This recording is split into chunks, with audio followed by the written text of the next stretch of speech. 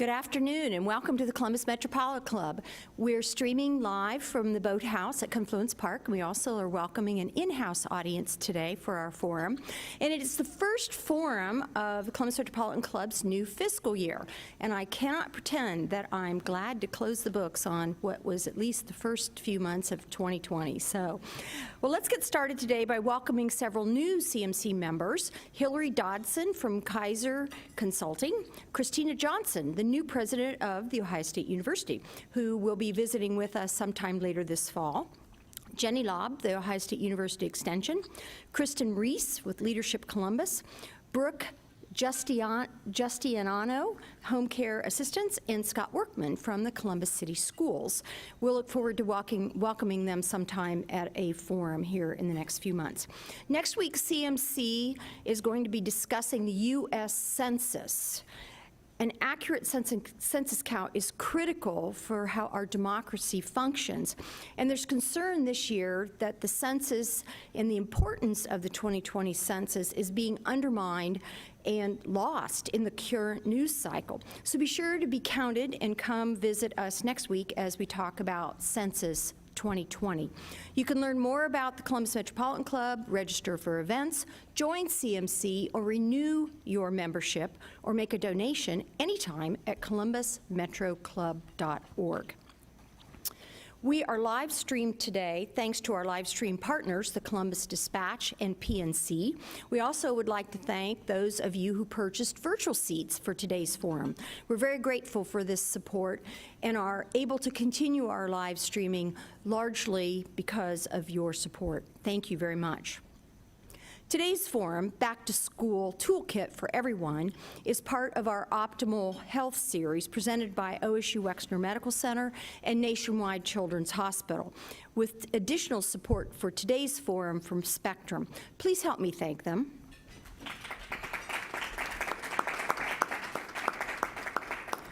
For many folks, school and work are returning, but nothing's normal.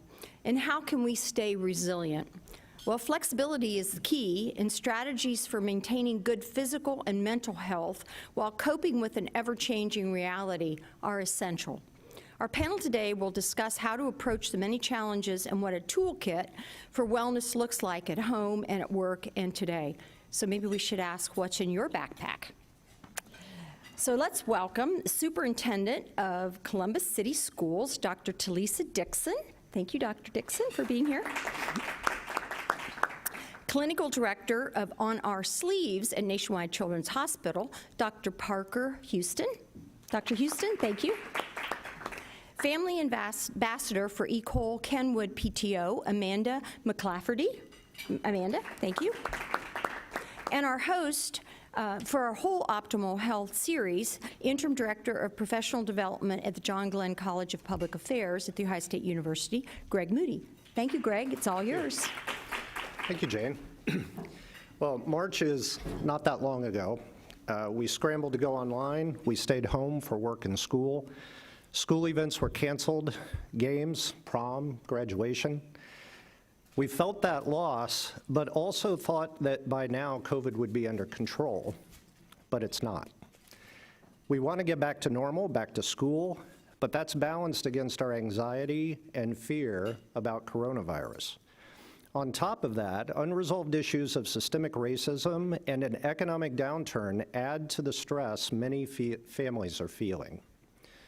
These feelings build up, welling up in us like grief, sometimes spilling over as anger, denial, sadness. As parents and educators, we want to tell our children it's okay, but they sense we're unsure. What do? How do households build resilience today to navigate through uncertainty going forward? As a parent of a high school junior, I am so glad to be here with this panel. Please reintroduce yourself, say a little bit about your official role, but I also hope you will reflect on your personal experience with resiliency and offer your best advice to our audience. Dr. Dixon? Thank you. Talisa Dixon, Superintendent, Columbus City Schools. This is, if we stated over and over, unprecedented time for our students and our families. But for me personally, when I think about resilience, how do we bounce back? How do I ensure that our students and families and our teachers, our staff, still have hope?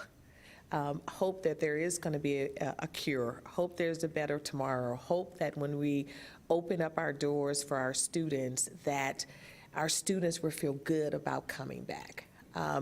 And so for me personally, when I think about what has happened the past months for me, it has been some tragedies. It's a little tidbit. My father had been dealing with prostate cancer for many years. I received a call, and I had to return home to Oxford, Mississippi on March 6th, and my father passed March 8th. And so I had to come back to Columbus, and the schools were closed, and had to still have a smile and speak a message of hope. And instill into our organization that we will get through this, even though I was personally hurting and grieving. But that's what our kids do. Our kids are going to come back hopeful. They're going to come back with goals, dreams, and aspirations. And we have to make sure that there's a safe environment, a safe place for them to talk about the things that they've endured these past few months, and we'll talk about those. But also that we understand that everyone has faced some sort of traumatic experience with this, if it's of our adults or students. But we together can get through this, and we have to have empathy and understand that everyone across this country has faced something we've never seen before.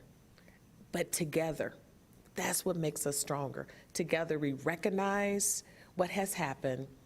When we return back to our schools, we talk about it and we have those conversations, because building relationships and talking about what has happened must happen first before we start teaching math and science and social studies and English. So we have a job to do our first day when we return, and that is to just get in there, build those relationships, talk about what's happening, and tell kids that we're glad you're back, even in front of a computer for our students in Columbus City Schools. But we are here, and we're going to get through this together, and that's what I'm most excited about. It's fantastic. Thank you. Dr. Houston. Yeah, really well said, Dr. Dixon. So I'm Parker Houston. I'm a clinical psychologist and pediatric psychologist at the Children's Hospital here in Columbus. And I'm also the clinical director of a program called On Our Sleeves, which is a program that's really hoping to lead a movement across the country to demystify and bring more awareness to childhood mental health in general. And we're doing that through providing as much free education, resources, activities, and public speaking engagements like this to just bring more awareness and to provide resources to anyone who's willing and interested in listening and participating. So we partner with local, regional, and national partners to create really interesting and hopefully attention-grabbing resources for parents to use at home, and I'll talk about some of those maybe in a little bit. We also partner with some educational groups to create materials for teachers to use in classrooms, and I feel like that's been where my mind has spent a lot of time leading up to the school year, is trying to help teachers be prepared for teaching in a way that none of them have ever done before, and most of them were not prepared for. And so I've kind of been wearing two hats over the past several months, because I do have a 7-year-old and a 4-year-old who are at those school ages where they're confused about, why am I not going, and why am I going to go sometime, and why is it not safe, but some things are safe, and how am I going to get to know my friends and teachers this year? And so on the professional side, I'm trying to think big and trying to think about how we can reach the most people possible, and how to provide lots of information to families and teachers about preparing kids to be more resilient and more prepared for a strange school year this year. On the home front, I'm trying to manage, 2 kids and help my wife to navigate through all of this while working. And so I think that's given me a really unique perspective that hopefully has helped me in my work and helped me in developing and answering some of the questions that have been posed to me. And so my personal passions, what got me into doing this type of work is in really building emotional and mental wellness in the population. And so I feel like that's a topic in an area that there's a lot of scientific evidence and a lot of evidence-based ways to do that that doesn't tend to be the focus of psychology in general. We tend to focus on mental illness and what to do when there's a problem identified, because our system is pretty burdened and we have a lot of work to do in those areas as well. But for someone like me, I have such a large reach, and Nationwide Children's Hospital has afforded me this platform to be able to reach a large audience and really provide as much education as possible that people can build up these resources. We can start really early with open and honest conversations with our children and with each other as adults about mental health. And that we can focus on building up, as we're talking today, an emotional toolkit and a resiliency toolkit that will benefit kids not only in really unprecedented times like now, but thinking 5 years from now when this is hopefully a thing that we think of as history, what's the next thing that we're going to have to face, and what's the next time that our children will need to be resilient, and so thinking long term as well. Thank you. Amanda. My name is Amanda McClafferty. I act as the family ambassador for ACO Kenwood French Immersion, which is a Columbus City school. We're a lottery school, which means that we have students from all over the city of Columbus, not just our neighborhood. Family ambassadors are through the Department of Family and Community Engagement, and our role is basically to foster more involvement, more activity with families in the schools, with families in the district, and also with community members, making sure that they find those connections within schools that may work, those relationships that may work for them. So normally, my day would consist of working with families, working with parents, making sure they understand what's happening in the school, what's happening in the district, and then again making those community connections. When the pandemic started, that role quickly shifted into kind of trauma care, and the family ambassadors came together. We said, what do we need to do right now to make sure our families are receiving everything that they need, the basics of life. And there were needs for food resources. There were needs for childcare resources for our families who were working on the front lines. And so we had to quickly start gathering resources in the community to pass along to families. And in that time, you realize how much of a safety net school is for so many children and families, that school is where you go to get at least 2 meals a day. School is where you go to get that hug in the morning, that affirmation that you're going to have a great day. And for families, that's where you send your child to know that they're safe and know that they're taken care of and know that they're learning. So when those things break down, what do you do? And that's really where that community piece comes in, is making sure that school communities are coming together, making sure you're taking care of your own families, and stepping in. So for the first several weeks, and maybe even months, that was our role, to make sure that families learned about the pandemic EBT cards, that they learned about free food resources, that they knew that there were mental health resources provided through Children's Hospital, because again, this is trauma for kids.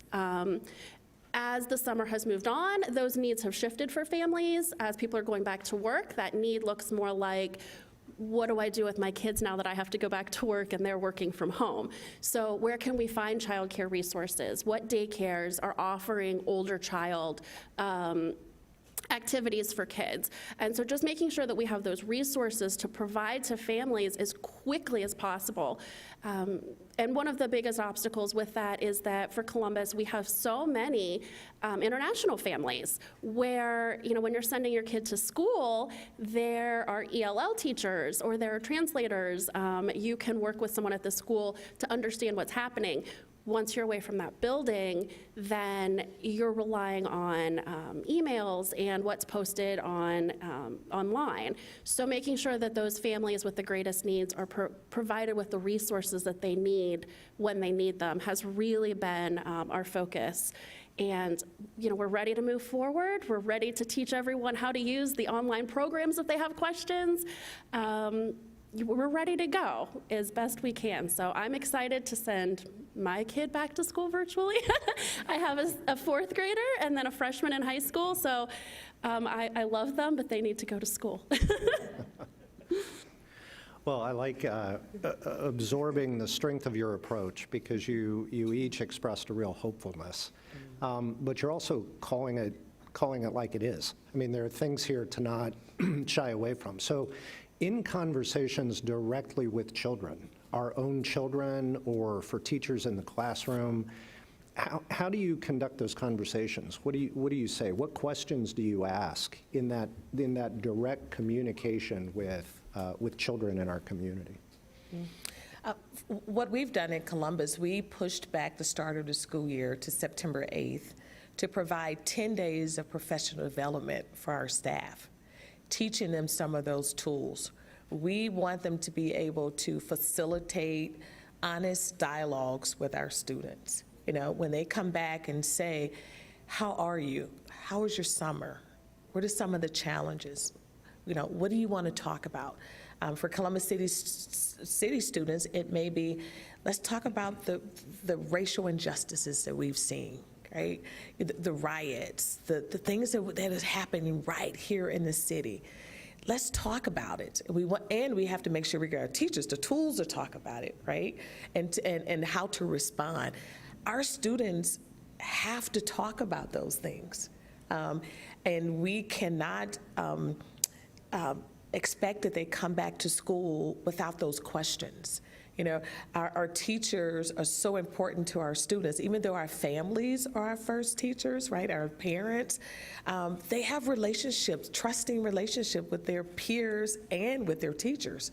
So when all of this was happening across our city, across the United States, we saw the COVID, this coronavirus, and then we saw all of this racial injustices happening.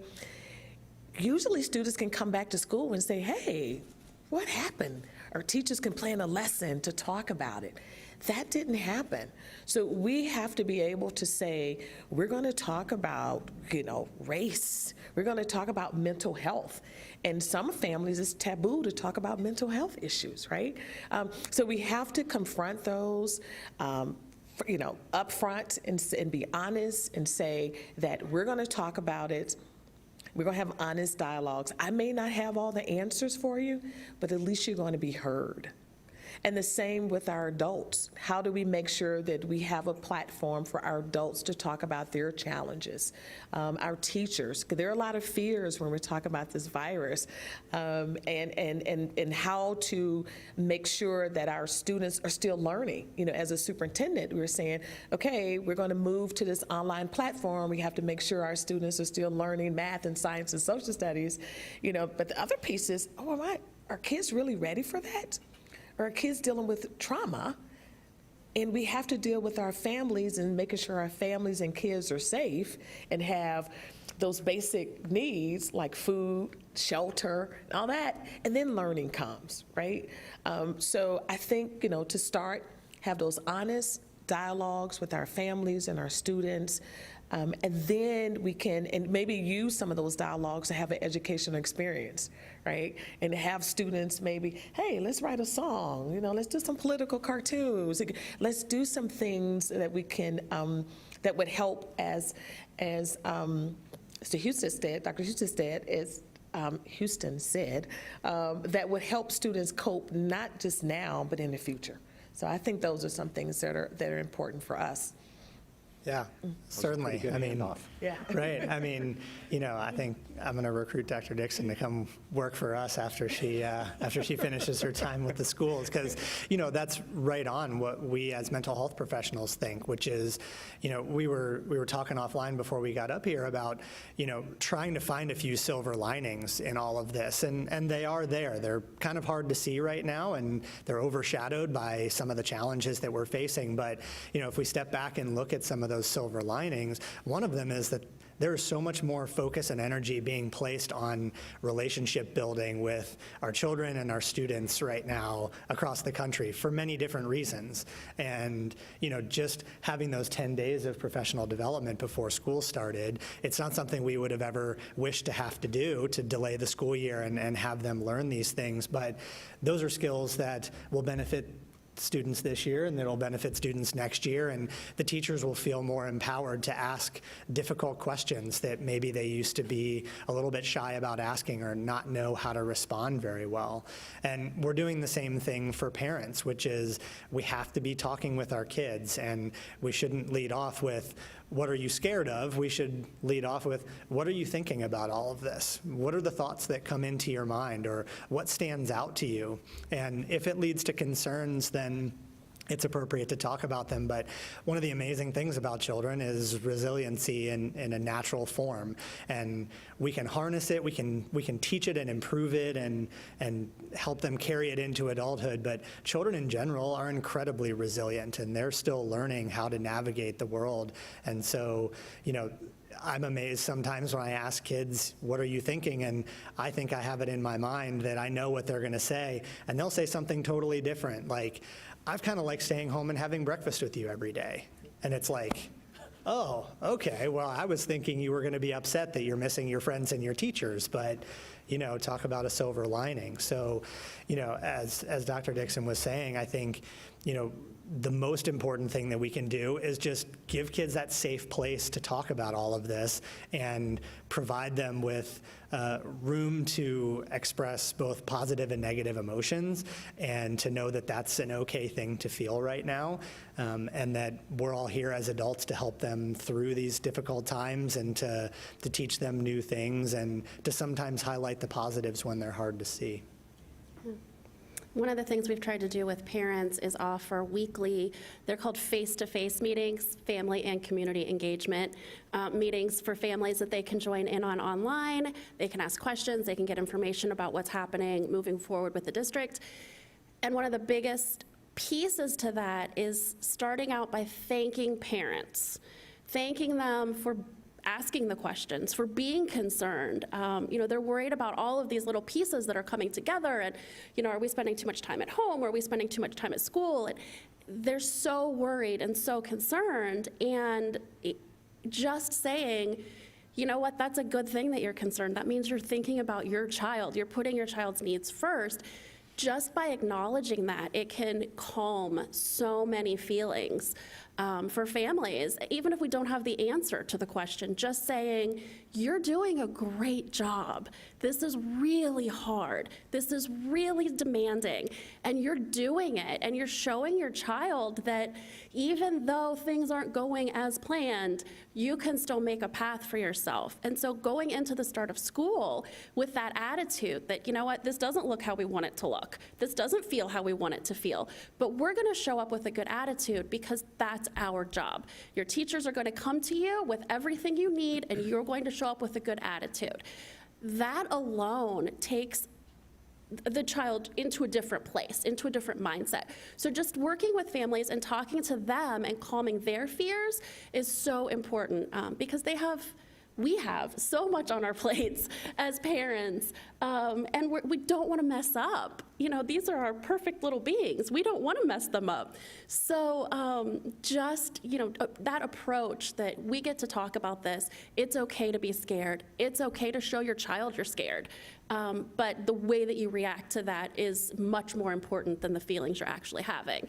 As we're going forward into school, one of the things that I think is really interesting going back to when school ended, was my daughter liked her Zoom meetings because her teacher and her friends could see her house. She could hold up her cat. You know, that personal connection actually means a lot to some kids, that they're letting down this wall and letting their community, because it's their school community, they're letting them into a bigger part of their life. For some teachers, that gives a lot of insight into behavior or the way a child behaves, you know, just seeing their home environment. That actually, I mean, while it may not be great, it's a plus because teachers are gaining information. So this is another opportunity for teachers to get to see, how is my child at home? How is the student at home? And adding elements to help them succeed. So yeah, I mean, I think it's going to be great. I think my kid is going to continue to want to hold her cat up, you know, and for everyone to see as much as she can. She's excited to see her teacher. She's excited to see her friends. Even if it isn't in person, they talk about what's going to happen when they finally see each other again. They daydream about that. That's resilience. That's them knowing that this is going to end. So as parents and adults, if we can try to emphasize that with them, hey, your kid knows this is going to end. They're going to be okay. We need to take a step back and just know that we're okay too. I think that's important. Well, and I hadn't really thought about it this way, but listening to you talk about this dialogue, it is true in our house that many of the insights around the positive ways to cope with this are me learning from my kids. It kind of turns some of that around because that issue of adaptability, I would like to think of myself as adaptable, but sometimes I'm not. And I think kind of learning that being a dialogue and not an instruction is so important. I have a couple practical questions. So, you know, we learned some things since March, working virtually ourselves or helping our children. For example, constant virtual meetings are exhausting, even more than in person. How do we help our kids with that? Here's another one, space. How do we create spaces where children can focus and work? What does that look like? Technology, not everyone has the same access to reliable virtual tools. How do we compensate for that and achieve equity in access to education? So kind of what are some of those practical things to solve for that we can do in our own homes to really address whether it's exhaustion or do you have a space to work or how's the technology going? What are some thoughts on that? Yeah. Well, I'm a huge please go. advocate for letting your child pick their space to learn. And that's something that we have pushed at ACOL Kenwood. If your kid needs to be at a table with posters and that set up space for them and sitting, if that works for them, that's what you should do. I have a kid who likes to sprawl out on the floor, and she sets her, laptop up, and she lays there. She's working productively, and she's happy. That's the space she should be working in. So really knowing your child, if you have a kid who needs lots of breaks, then they need to be doing jumping jacks, in between Zoom sessions, or you need to find some outlet for them because they're not going to learn unless they're getting those breaks, unless they're learning in a way that works for them. At school, our teachers modify that learning all day long, and they know what each child needs. So this is a learning curve for parents and for kids, how to self-regulate, how to know when you're tired, how to know when you need a break. Those are good skills to have. So find that space for your kid. It doesn't have to be, you don't have to turn your living room into a home office. I have a plastic tub with all of my child's things in it. She can pull it out, she can put it away. It's hers, it's her space, they're her things. That's what she needs, and that's what she's going to use. So, I often tell the big kids, please don't Zoom from your bedroom with posters that may not be appropriate. But, for the most part, find that space where you feel cozy. If you want a poof chair and you want to sit there and work all day, okay. It's not hurting anyone. You're still learning. So, that's something I really advocate for with the kids and with parents. Like, it doesn't have to be the way you see it in your head. Again, be a little adaptable. Let them have their space. This is school, but it's different. So, I really push for that with families. Yeah, and you mentioned a few things about feeling levels of fatigue and difficulty with changing some of the habits. And as a psychologist, I think of all of this as a form of a habit. And we have our routines. Adults' routines are usually quite well ingrained, which, Greg, might be why we as adults don't necessarily just like pivot and flex quite as quickly as our kids do, because we've probably developed things over periods of years that make us feel comfortable and safe. And what it really does is habits help remove some of the cognitive burden every day of thinking through every activity we have to do. And it's the same thing. If you notice yourself like getting to work and you don't even remember getting in your car, it's because it's a habit. And if you notice yourself laying out your outfit every night before work, that's a habit, and preparing lunch a certain way.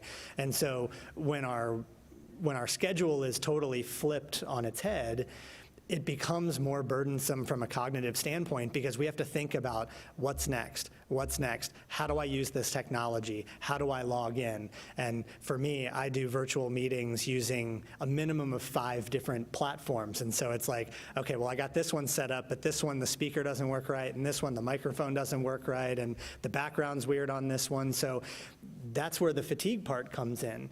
And it's not actually the meetings. Those are probably no different than what we're used to. It's breaking that routine. And so for our kids, thinking back to an educational setting, as adults, we really need to help them form new routines that are going to help reduce those burdens on them. And so those are things like creating a functional schedule for the day. And some kids might like a really regimented schedule. Like my daughter really likes to know, like, after this is this and after this is this. Other kids might need to be wake up time, school time, break time, lunch time, and a little bit more loose. But having something where they can develop a system of expectations every day will really help them with the fatigue part and help them focus on the school and the learning aspect. Because school, if nothing else, for most kids, it's really routine. They know where they're supposed to be. The first week of school might be a little bit of like, where am I going? But after that, same classroom, same teacher, same activities every day. And so we need to create that at home as much as we possibly can. And then thinking about, for my daughter, she started off with just online school, but it's looking like she might go back to kind of a mixed thing here in the next month or so. And so we're actually creating 2 different schedules. Here's a home day schedule and here's a school day schedule, right? And what do we have to do now on school days that we've never had to do? You have to remember your mask. You have to remember an extra mask. You have to think through things in a different way. And so we're just preparing ahead of time so that when those days come, that she just looks at the schedule and knows, okay, I got it down. I know what's going to happen. I admire your schedules because I often can't tell if it's Tuesday or Saturday. So, Yeah. Dr. Dixon, thought? So, they have their space, right? Now they have their schedule. So how do we make sure they have access to technology, right? And so that was critical for Columbus City Schools, because prior to COVID, we were not a one-to-one school district. So we literally had to take computers, borrow computers from our schools and loan them to parents. So we loaned out over 19,000 computers, and then we partnered with organizations to provide hotspots. So we said, okay, you have a Chromebook, you're fine, parents. And then some parents said, well, I need more than one Chromebook. I have 2 or 3 kids, I need 2. Then we learned, oh my gosh, I need Wi-Fi. In our minds, we learned, wow, Wi-Fi has to be a public utility. Everyone has to have access to it, so we're working on that. But we had partners who stepped up and provided hotspots for us. So now, and I know you've learned, we partnered with the city, and the city gave us $7 million of their CARES Act funds, and we were able to buy 20,000 computers. So now we have enough computers to start the school year that every family who needs a computer will have access to a computer, a Chromebook, a laptop, and every family who needs access to Wi-Fi will have it. Because it doesn't matter if you have the space or the schedule, you have to be able to utilize, you have to have the tool to access the curriculum. And again, that's when the equity issue comes, right? It can't be because you live on one side of town, or that you may be a vulnerable youth, you living in a homeless shelter, or you have some transitional housing.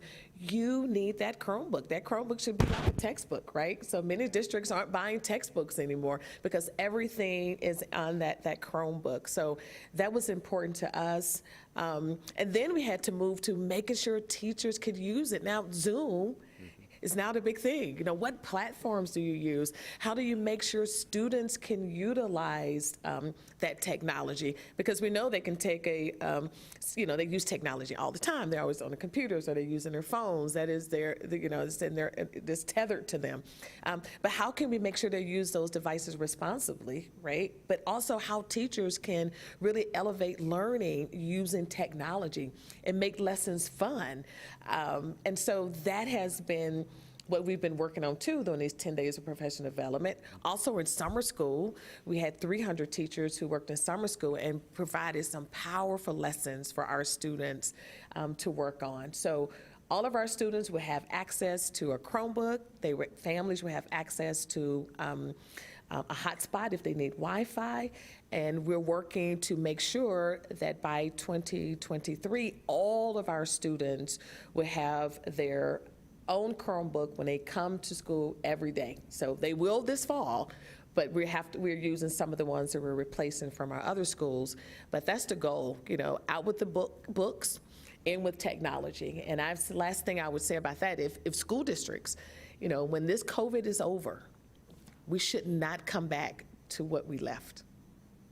We have to use this opportunity to have a better outreach and build relationships with our parents, our local partners, and learning is going to look very different from our students moving forward. And so we're looking forward to the opportunity to really leverage technology and leverage this opportunity to make learning more fun, more engaging for our students and our families. That's great. And that, to add on to that really quickly, that it reminds me of a principle of positive psychology called falling up. And it's the idea that for some people, when they face adversity, when they face trials and tribulations, no matter how damaging or severe we might objectively think of them as being, they end up having growth opportunities come out of that. And so while we don't prescribe adversity to people, right, none of us would say, hey, let's give everyone a bunch of adversity and just hope that they grow from it. It's just a natural part of life. It's what we all face, no matter who you are and where you live. And so, this idea of let's not try and revert back to, I've heard a lot of people say, I want 2019 back. Well, I don't. I want 2021 and all the great things that are going to be learned and the slingshot forward that we are having right now. And hopefully some of the other issues that we've talked about, the racial injustices and things, that it's hard to separate those layers going on in society right now. But if this can be a moment to slingshot ourselves forward in an educational fashion, I'm 100% for that. And that's a really important thing to think of when you're facing an adversity like this, is how can I learn and benefit and grow from this experience? So and I think if I could add one more point to that, we've already seen it. Just think about how the communities are coming together now. And it's unbelievable. And I think that's what makes communities stronger, that now we have to rely on each other more than ever. We're seeing what our next door neighbor needs, or the business across the street. I mean, I think we're becoming stronger because we're having to rely on one another in a very different way that I think is even more impactful than the past. So I think that's the power of communities, power of partners, that you identify an issue, a problem, and you work on it together. Dr. Dixon, do you mean that we're stronger together? We're stronger together. Yes, yes. Well, There's nothing for me as joyful as watching our teachers, so we communicate with an app, the teachers at the school. Nothing is as great as seeing them figure out how to use a new piece of one of our online platforms, the pure joy of them texting out, you guys, this is so cool. I can't wait to share this. I can't wait to do this. There is joy happening, and that's the piece that we really have to share and lean in on, because if we can't laugh at certain things, if we can't find those pieces of happiness, we're done. So, yeah. Well, this generates a dozen more questions for me. However, it's CMC's tradition to take audience questions as well. Jane Scott, CMC's president, is curating questions from the live stream audience. If you are here in our audience, please remember to keep your microphone timed to the questions, and we thank you for avoiding editorial comments. Jane, our first question. We do. We have a question from Tina Pierce.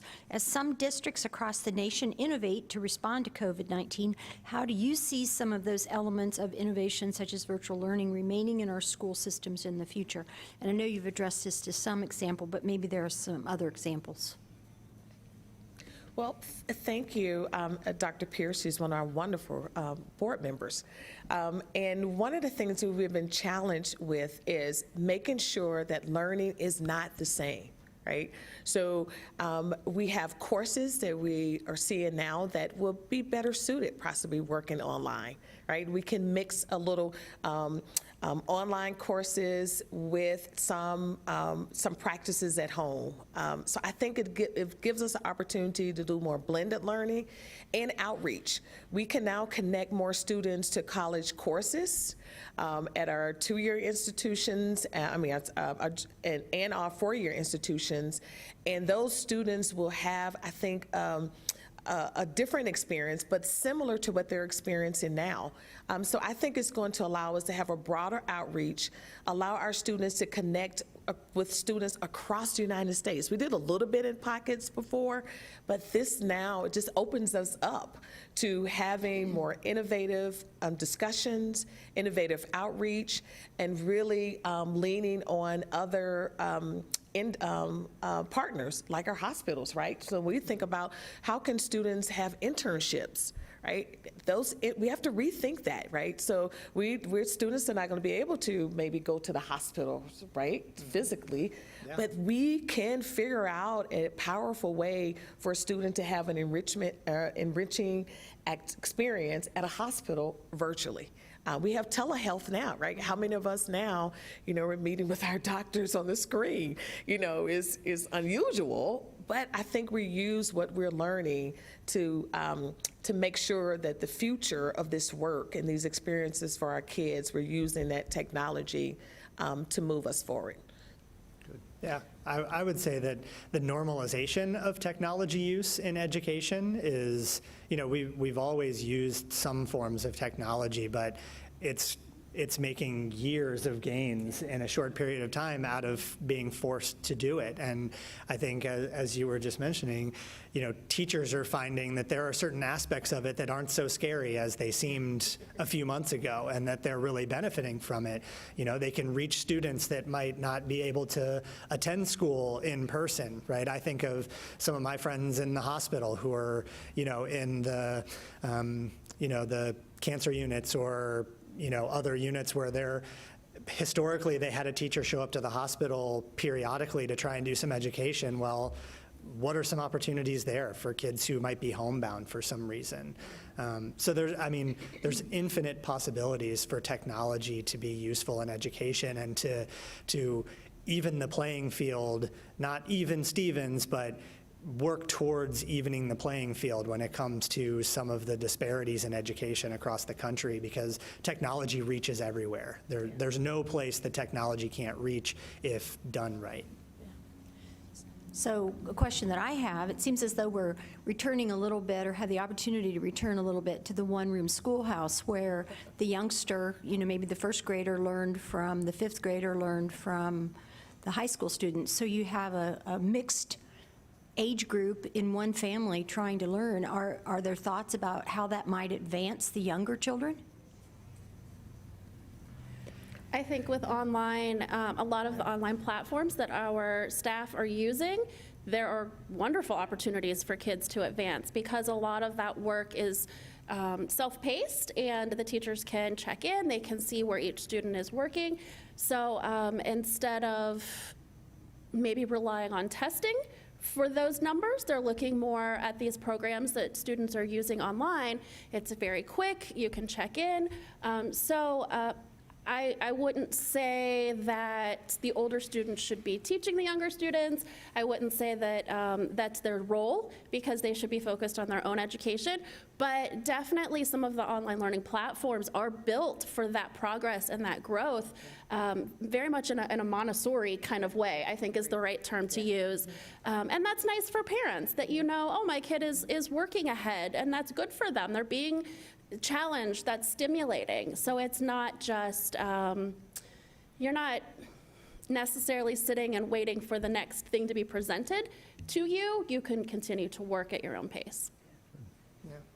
And I'd say, you know, the old adage is you learn best by teaching sometimes. And so, you know, while we don't want our third graders teaching kindergarten material to kindergartners, you know, my daughter in second grade, she will often, you know, my son will come up and say, what are you doing? And she'll say, well, here, I'm learning about addition today, and here's how to do addition. And he's, you know, he partially gets it, but she's learning by explaining it to somebody else, where at school, I think there's a little bit less opportunity for that because they're more on an even playing field. So whether it's reading books to each other or, you know, participating in activities together, it has been fun to watch, just as a parent, that happen. We have a question from the audience. So building on your concept, Dr. Houston, there, you said following up. Yeah. You know, that's something as parents, I think we all have to learn to let our children sometimes make a mistake, because the lessons can be great from it. But as someone who grew up in a different generation, technology has certainly changed the way kids communicate already. Yeah. I can say for sure my childhood, the formative years of high school, interacting with people in person was such a key part of me learning who I was and how to develop as a human being. As a parent of a teen now that is sitting in front of a computer for classes, what practical advice, what suggestions might you give to a parent on how we can help nurture some of that opportunity for kids to replace that screen contact with their friends? They're seeing them all around like the Brady Bunch on their screen, but how are they seeing one another in backyards and on the marching band field and in other places where they're used to interacting, and that's how they learn about themselves? Any practical suggestions you could offer to a parent? Yeah, sure. I've been thinking of the same things. I think, that idea of socialization is one of the main reasons why we're eager for kids to get back into school whenever it's humanly possible. And practical solutions for when you're at home, I would say a couple things. First of all, making sure that school time and those school virtual meetings are not the only times that they're connecting with friends on more than just a texting level. And, I think of the different levels of communication where, typing, texting, Facebook, Messenger, that's dating my age a little bit probably, but, TikToking back and forth, if you will. But, those are different than a one-on-one or maybe a 3 or 4 person virtual meetup where maybe they're working on a project together, or maybe they're like, let's do homework together this afternoon, and we've got this project that's due, so let's talk for a half an hour on what we're going to focus on, because the real part of school that's important from that standpoint is not only learning who you are, but also getting ideas from other people and, understanding how to work as part of a team and how to work as part of a general student body. And so replacing a little bit of that with outside of school contact is important.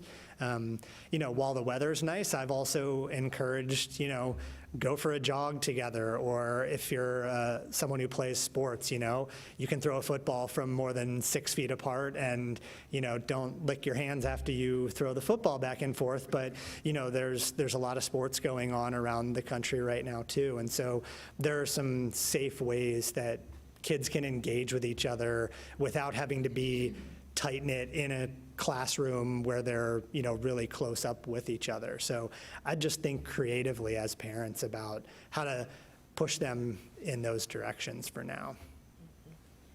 So Robin Randall asks, how can designers and architects help support schools in this time to help the slingshot forward happen? You mentioned the slingshot event. How can architects help?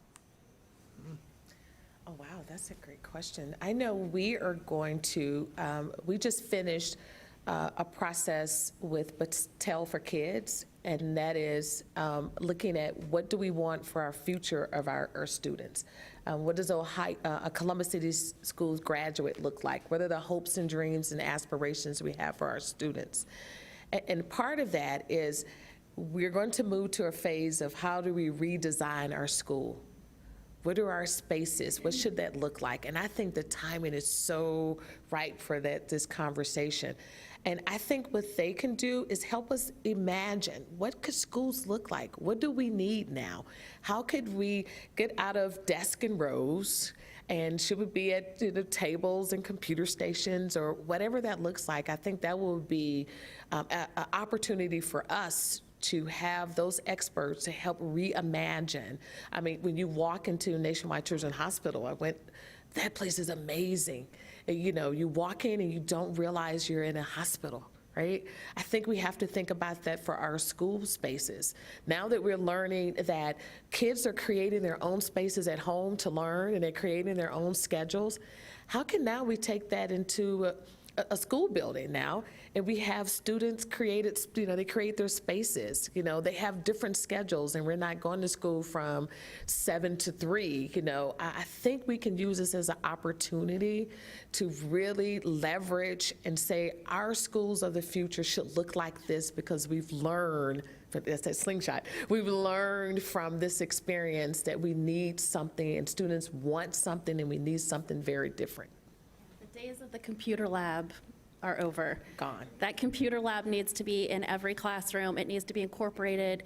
I think flex space is a beautiful thing in schools. Some of our new buildings have these wonderful flex spaces that are an extension of the classroom, but can be used however the teachers see fit. And that's really cool to see it happen, to see breakout sessions, to see students rolling paper along the floor and working, I'm in an elementary school, so this is what I say. But to see that creativity being used and that technology being used right there. You're not going to the art room necessarily to do art, although art rooms are great.